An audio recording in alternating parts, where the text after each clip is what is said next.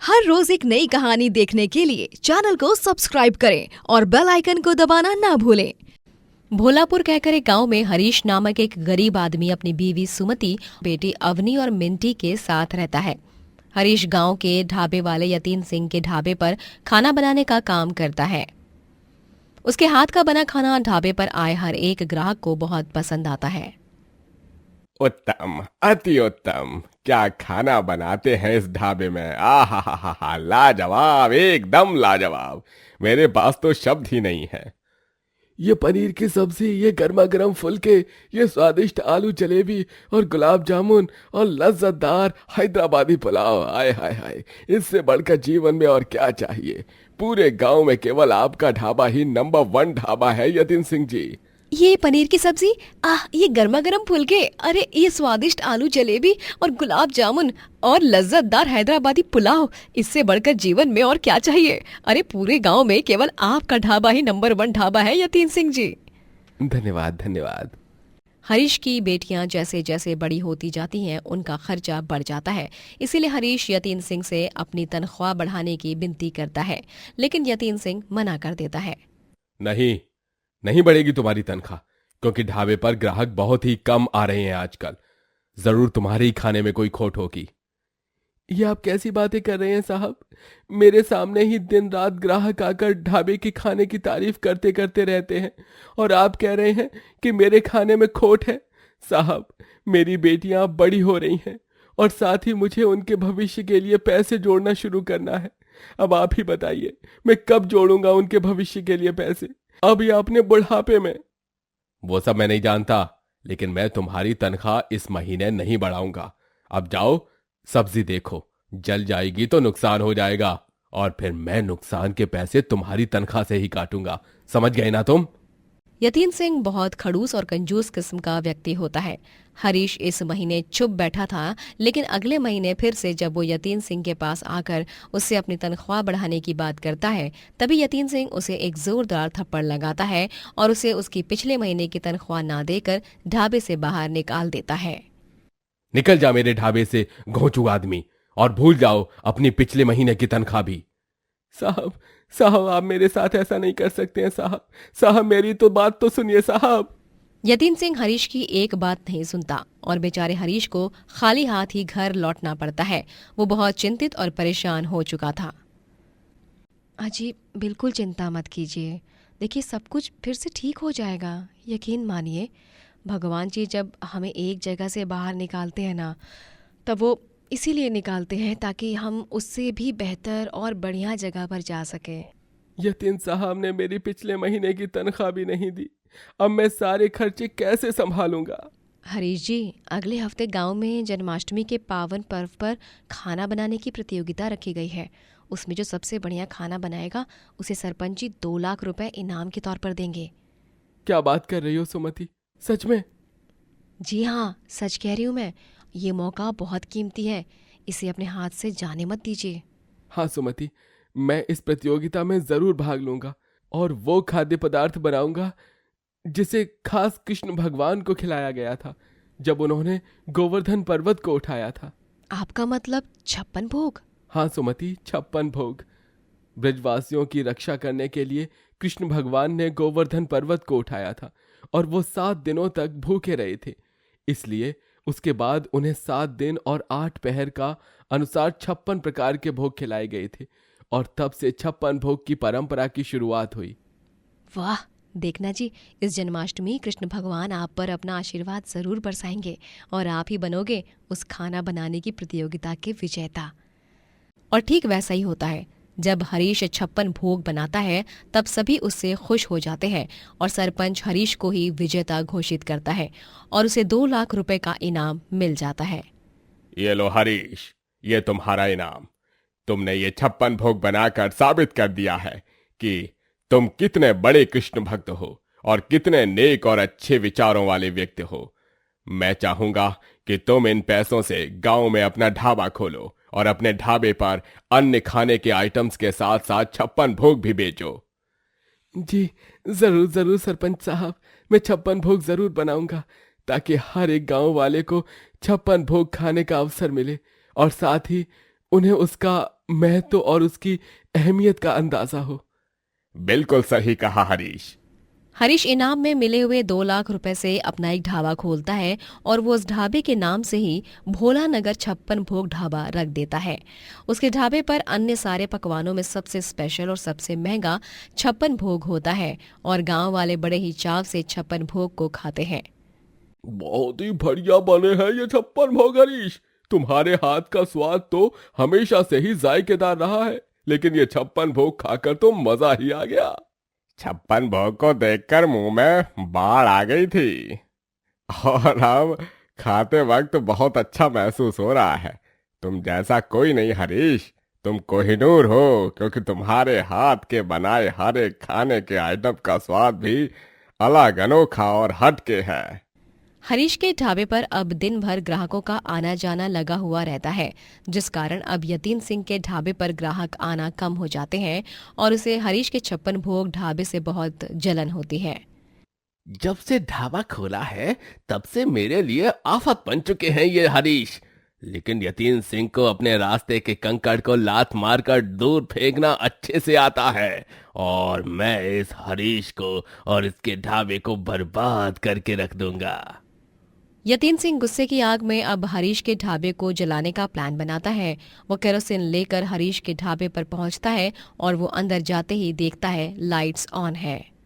Lights off कर देता हूँ ताकि अगर कोई आए तो दूर से ही मुझे देख ना पाए और मैं उसके कदमों की आहट सुनकर ही इस घने अंधेरे में कहीं छुप जाऊं। लेकिन यतीन सिंह लाइट ऑफ करने के लिए स्विच बोर्ड को दबाता है कि तभी अचानक से उसे जोरों का करंट लग जाता है और वो चिल्ला पड़ता है, नहीं। यतीन सिंह ने ईमानदार हरीश को बर्बाद करने की योजना बनाई और उसका पासा उसी पर पलट गया। उतने में वहां पर हरीश आता है और वो यतीन सिंह को बचा लेता है और वहां केरोसिन और माचिस देखकर हरीश चौंक जाता है। ये केरोसिन और ये माचिस की डिब्बी, इसका मतलब आप मुझे जलाने आए थे यहाँ पर। छी, बदला लेने के लिए आप इतना नीचे गिर जाओगे, ये मैंने अपने सपने में भी नहीं सोचा था। उस दिन सरपंच भी हरीश के ढाबे पर 56 भोग खाने आए होते हैं और सरपंच हरीश और यतीन सिंह की सारी बातें सुन लेता है और वो भी चौंक जाते हैं। क्या इस यतीन सिंह ने तुम्हारे ढाबे को जलाने की योजना बनाई थी? ये तुमने अच्छा नहीं किया यतीन सिंह। तुम्हें इसकी सजा जरूर मिलेगी, और वो सजा ये है कि अब मैं तुम्हें इस गांव में रहने नहीं दूंगा। चले जाओ कहीं और आइंदा इस गांव में कभी लौट कर मत आना। ऐसा मत कीजिए सरपंच साहब, मैं कहाँ जाऊंगा? मेरा घर परिवार सब यहीं पर है। मुझे माफ कर दीजिए सरपंच साहब, मुझे माफ कर दो हरीश, मुझसे बहुत बड़ी गलती हो गई। मुझे गुस्से में कुछ समझ नहीं आ रहा था, मुझे माफ कर दो। जैसे तुम्हारा घर परिवार है, वैसे ही इस बेचारे मेहनती आदमी का भी घर परिवार है। लेकिन तुमने इसके ढाबे को जलाने से पहले एक बार भी इसके और इसके परिवार के बारे में नहीं सोचा। इसलिए मैं भी तुम्हारे और तुम्हारे परिवार के बारे में नहीं सोचूंगा। सरपंच के आदमी यतीन सिंह को खूब मारते हैं और उसे और उसके परिवार को गांव से निकाल दिया जाता है और वहीं हरीश के ढाबे की खूब प्रगति होती है। पायल और मेघना दोनों सगी बहनें होती हैं। मेघना बड़ी होती है, वहीं पायल उसकी छोटी बहन होती है। दोनों की शादी एक घर के 2 बेटों से तय होती है। मेघना की शादी देव से और पायल की शादी अनुज से होती है। पायल हमेशा से ही अपनी बहन मेघना से जलती है, क्योंकि मेघना और पायल में से मेघना हमेशा से बहुत होशियार और समझदार होती है। जब उनकी पहली रसोई की रस्म होती है तभी दोनों खाना बनाकर अपने ससुराल वालों को परोसते हैं। ससुराल में सास नीलांबरी, ससुर जयंतलाल और छोटी ननद जूही होते हैं। अरे वाह मेघना बहू, तुम्हारे हाथों की बनी खीर पूरी तो वाकई में लाजवाब है। लेकिन पायल भाभी के हाथों से बनी हुई सारी डिशेस एकदम घटिया हैं। इनका तो कोई स्वाद ही नहीं है। ये आपने क्या दे दिया पायल भाभी हमें? मुझे तो आपके हाथ का खाना बिल्कुल भी पसंद नहीं है। जूही बिटिया, इस तरह मत कहो। तो किस तरह कहूँ पापा? देव भैया, अनुज भैया, माँ, आप लोग भी ये शीरा टेस्ट कीजिए, देखिए कितना बेस्वाद बना है। सॉरी, वो दरअसल छोटी ने कभी इतनी कुकिंग नहीं की, इसीलिए उसे ये सब बनाना नहीं आता। उसने तो कॉलेज जाने की उम्र में गैस ऑन करना सीखा था। मेघना भाभी, अगर ऐसा ही है तो प्लीज आप अपनी छोटी को खाना बनाना सिखाइए प्लीज। सच में ये तो बड़ा ही बेस्वाद बना है भाई। सीख लूंगी माँ जी, अनुज जी। हाँ, और आप सब पहली बार में ही इतने ताने दे रहे हो, मैं सीख जाऊंगी ना, थोड़ा समय तो दीजिए। पायल गुस्से से मुंह बनाकर वहां से चली जाती है। अगले दिन जब गली के सभी औरतें मुंह दिखाई के फंक्शन के लिए घर आती हैं तभी हाय हाय हाय, कुछ भी क्या नीलांबरी, लेकिन तेरी बड़ी बहू मेघना तो बहुत सुंदर है, एकदम कोहिनूर। अब दोनों बहनें हैं तो उसमें छोटी या बड़ी दोनों में से एक तो ज्यादा अच्छी होगी ही ना। तुम चिंता मत करो पायल, तुम मेघना से थोड़ी कम खूबसूरत हो लेकिन इतनी भी बदसूरत नहीं हो। पायल को और भी बुरा लगता है। ससुराल में भी हमेशा मेघना ही सारे काम अच्छे से करती, जिस कारण सभी उसके ही गुणगान गाते। एक दिन सास नीलांबरी अपनी दोनों बहुओं को खानदानी गहने देती है, तभी वो मेघना को ज्यादा और पायल को कम गहने देती है। ये लो मेघना बहू, ये तुम रख लो, और ये गहने तुम रख लो पायल बहू। धन्यवाद माँ जी। ये क्या माँ जी, आपने दीदी को ज्यादा और मुझे कम गहने दे दिए, ऐसा क्यों? ऐसा इसलिए है पायल भाभी, क्योंकि मेघना भाभी इस घर की बड़ी बहू है और आप छोटी बहू, और मेघना भाभी आपसे ज्यादा गुणवान है और आपके गुणों के बारे में तो पूछिए ही मत। पायल गुस्सा हो जाती है और वो अपने कमरे में जाकर चीजों को यहाँ से वहाँ पटकने लगती है और ये सब करके वो अपना गुस्सा निकालती है। दीदी खुद को समझती क्या है, और ये घर वाले हमेशा से बचपन से लेकर आज तक, यहाँ तक कि एक ही ससुराल में भी मुझे इन लोगों के ताने सुनने पड़ रहे हैं। ससुराल में भी दीदी नाम की आफत मेरा पीछा नहीं छोड़ रही है। नहीं, मैं इस ससुराल में दीदी का राज नहीं चलने दूंगी, मैं उन्हें यहाँ से निकाल दूंगी, और ऐसा करके वो मेरी लाइफ से हमेशा हमेशा के लिए दूर हो जाएंगी। पायल का अब एक ही मकसद होता है और वो होता है अपनी दीदी मेघना को घर से बाहर निकालना। अगले दिन जब मेघना बाजार से सास नीलांबरी के लिए शैम्पू लाती है, तभी पायल उसे एक एक्सपायरी डेट वाले शैम्पू से बदल देती है। लोगों के रोंगटे खड़े होते हैं, लेकिन अब माँ जी मेघना दीदी के लाए हुए शैम्पू को अपने बालों में लगाएंगी, तभी उनके बाल खड़े हो जाएंगे, या यूं कहूँ कि वो गंजी ही हो जाएंगी। जो भी होगा देखने लायक होगा। जब पायल वो शैम्पू नीलांबरी को देती है, तब उसे लगाने के बाद नीलांबरी के बाल जल जाते हैं और वो चीख पड़ती है। अरे नहीं, मेरे बाल! ये तुमने क्या दे दिया मेघना बहू, तुम्हारे कारण मेरे बाल जल गए, तुम्हारी आज तो खैर नहीं। नीलांबरी मेघना को बेलन से पीटती है और पायल को ये सब देखकर बहुत खुशी होती है और उसके मन में बहुत लड्डू फूटते हैं। पायल अपनी चालों को चलना जारी रखती है। ऐसे ही एक दिन, मेघना बहू, तुम्हें कल सुबह 6 बजे ही उठना होगा, क्योंकि कल घर में हवन पूजा है और कल दिन भर तुम्हें पूजा में उपस्थित रहना है। 6 बजे उठकर तुम सारे प्रसाद की तैयारी करोगी, ठीक है? ठीक है माँ जी। मेघना को अगली सुबह जल्दी उठने का आदेश मिल जाता है, लेकिन पायल के होते हुए ये संभव भी कैसे हो पाता। पायल मेघना के खाने में नींद की गोलियां मिला देती है, जिससे मेघना अगले दिन सुबह उठ ही नहीं पाती है और दिन भर सोती ही रहती है। पंडित जी थोड़ी देर में आते ही होंगे, और इस लड़की को तो देखो, घोड़े बेचकर कुंभकर्ण की तरह सो रही है बस। देव बेटा, तेरी बीवी को संभाल, क्योंकि अगर ऐसा ही चलता रहा तो मैं इस घर से बाहर निकाल दूंगी इसे। पता नहीं माँ क्या हो गया है मेघना को, पिछले कुछ दिनों से गलतियों पर गलतियां किए जा रही है बस। जब रात में मेघना सोकर उठती है, तभी उसे अपने ससुराल वालों के बहुत सारे ताने सुनने पड़ते हैं। मेघना खुद हैरान होती है कि उससे ये सारी गलतियां आखिर कैसे हो रही हैं, जबकि उसे इस बात की खबर नहीं थी कि इन सब के पीछे पायल है। बेचारी मेघना दीदी, उन्हें लग रहा है कि ये सब वो खुद कर रही हैं, जबकि उन्हें इस बात की जरा सी भी खबर नहीं है कि इन सब के पीछे मेरा हाथ है। अब मेरा अगला वार ऐसा होगा जिससे सभी घर वाले मेघना दीदी को भूल भी जाएंगे और उनसे नफरत भी करने लगेंगे और साथ ही वो गायब भी हो जाएंगी। कहाँ? वो तो किसी को नहीं पता चल पाएगा। पायल कुछ गुंडों से मिलकर एक खतरनाक प्लान बनाती है। ये लो पैसे, तुम्हें उसे किडनैप करके ले जाना है और उसे खाई में फेंक देना है, ठीक है? ठीक है, लेकिन हमारी जान खतरे में तो नहीं पड़ेगी ना?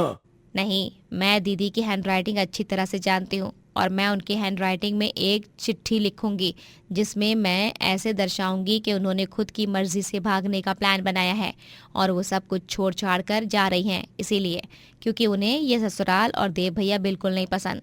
ठीक है मैडम, तो फिर कोई बात नहीं। पायल एक चिट्ठी लिखती है और वो भी मेघना की हैंडराइटिंग में, ताकि सबको लगे कि मेघना अपनी मर्जी से भाग चुकी है। लेकिन रात के अंधेरे में गुंडे गलती से मेघना की जगह पायल को ही किडनैप कर लेते हैं और उसे बेहोश करने जाते हैं कि तभी वहां पर मेघना आ जाती है और वो उन गुंडों को खूब मारती है। क्यों रे कमीनो, निकलो यहाँ से। और तू छोटी, तुझसे ये उम्मीद नहीं थी। तुझे क्या लगा मुझे कुछ पता नहीं चलेगा? मुझे सब पता है। तेरे ही पति अनुज ने तुझे गुंडों से बात करते हुए पकड़ लिया था और उसने हम सबको बताया। पायल, तुमने ये जो कुछ भी किया है मेघना भाभी के साथ, वो बहुत गलत किया है और मैं तुम्हें उसके लिए माफ नहीं करने वाला। अरे माफी तो क्या, पायल बहू को तो इस घर से बाहर निकाल देना चाहिए। हाँ चलो निकलो अभी के अभी। मुझे माफ़ कर दीजिए आप सब, मैंने दीदी के साथ बहुत गलत किया है, लेकिन हमेशा से सभी दीदियों और मेरी तुलना में मुझे दीदी से कम मानते रहे, इसीलिए मेरी दीदी के प्रति प्यार नफरत में बदल गया। अगर तू ऐसा सोच रही है तो तू बहुत गलत है पायल बहू। मैं जानती हूँ, मैंने और काफ़ी लोगों ने तुम्हें ताने कसे हैं, लेकिन अब नहीं।